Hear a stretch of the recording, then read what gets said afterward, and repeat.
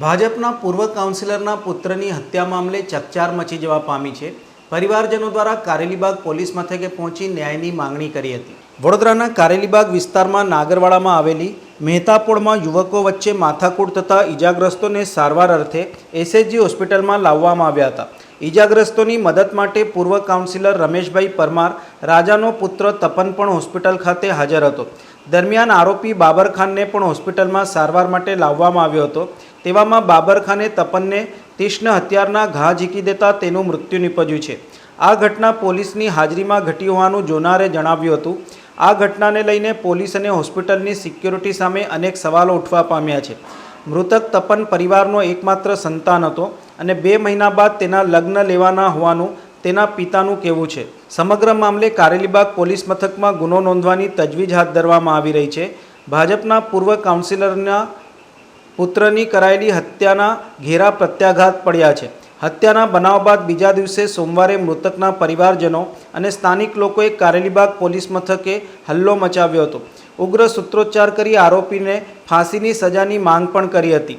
Karelibaug police મથકને ઘેરવામાં આવ્યું હતું. ભાજપના પણ નેતાઓ આ અવસરે દોડી આવ્યા હતા.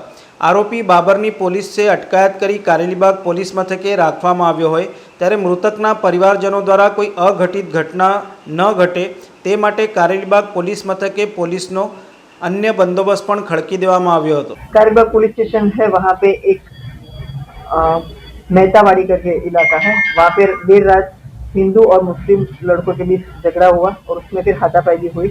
इसके चलते दोनों कौम के जो लड़के थे वो हॉस्पिटल में एसएसजी हॉस्पिटल में ट्रीटमेंट के लिए गए थे. उनके जाने के बाद वहाँ से एलएनसी पुलिस स्टेशन को मिलती है और पुलिस वहाँ पहुंचे. उसके दौरान ही एक बाबर करके आदमी है, उसने वहाँ हाजिर तपन को एसएसजी हॉस्पिटल में छुरी मार दी, जिसकी वजह से वो तपन की मृत्यु हो गई. और पुलिस वहाँ पहुंची, तुरंत पुलिस ने एफआईआर लेने की कार्रवाई शुरू कर दी है. फुटेज को चेक करके हमने जो एक्यूज है उनको आइडेंटिफाई करने की कार्रवाई शुरू कर दी है.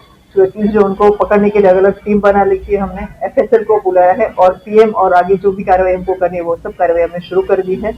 और इलाके में जो शांति बनी रहे उसके लिए हमने पूरा फोर्स लगा के रखा हुआ है और लोगों को हम आश्वस्त कर रहे हैं कि इसमें बहुत से कड़क कार्रवाई होगी और आरोपी को सजा होगी. हम फुटेज निकाल के और सारे लोगों का इन्वेस्टिगेशन के बाद में ही पता चलेगा कि इसमें क्या रीजन था.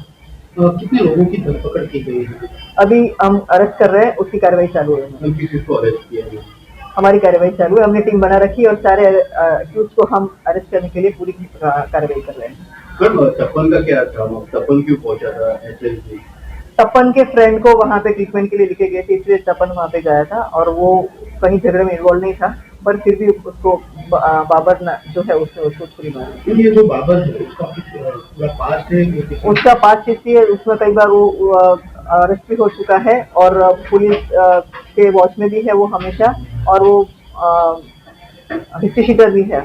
तो उसकी हिस्ट्री को देखते हुए उसके जितने भी केसेस हैं जो भी है वो हम ध्यान रख के हम उसको कड़क से कड़क कार्रवाई उसके लिए हम पूरा प्रयत्न करेंगे. तपन के जो पिताजी राजकीय बैकग्राउंड रहा थे, किस तरह पुलिस मामला को पूरा किस तरह काबू में लेगा? हम इस केस में तटस्थ तपास करेंगे, आरोपी को कड़क से कड़क कार्रवाई हो उसके लिए हम पूरी मेहनत कर रहे हैं और इलाके में शांति बने उसके लिए भी हम पूरे मेहनत कर रहे हैं. સમાચારોના સતત અપડેટ મેળવવા માટે લોકમત ન્યૂઝને યુટ્યુબ ઉપર સબસ્ક્રાઇબ કરો, બેલ આઇકોન દબાવો અને અમારી સાથે જોડાયેલ રહો ફેસબુક, ઇન્સ્ટાગ્રામ અને ટ્વિટર ઉપર.